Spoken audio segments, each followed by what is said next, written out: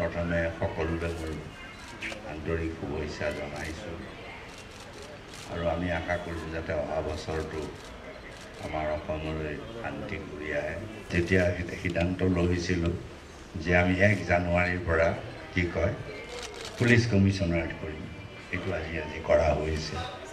যেনেকৈ যোৱা বছৰ হিউমেন ইউনিভাৰ্চিটিয়ে হওক, আজি স্কুল টিচাৰ প্ৰভিন্সিয়েলাইজেই হওক, আজি কিছু আকৌ কামো হোৱা দেখা গৈছে।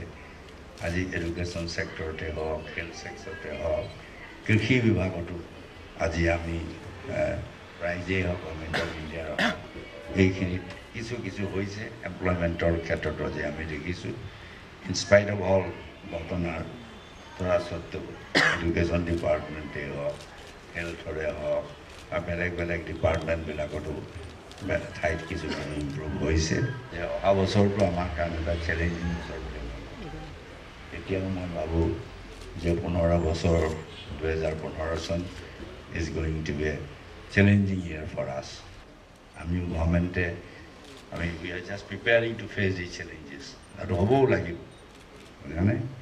যি হওক, আমি প্ৰথমটো কৈছোঁ যে অহা বছৰটো আমি গুৰুত্ব দিবলৈ বিচাৰিছোঁ।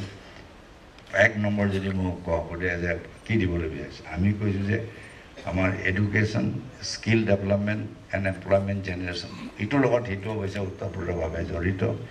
এই 3টাৰ ওপৰতে আমি আটাইতকৈ বেছি যিটো ট্ৰাষ্ট এৰিয়া বুলি কয়, ট্ৰাষ্ট এৰিয়া এডুকেশ্যন লগত অৱশ্যে মই ট্ৰেইনিং ফেচিলিটিজেই হওক, বিভিন্ন ধৰণৰ স্কিলেই হওক, আনকি আমি কোচিং চেণ্টাৰো কৈছোঁ।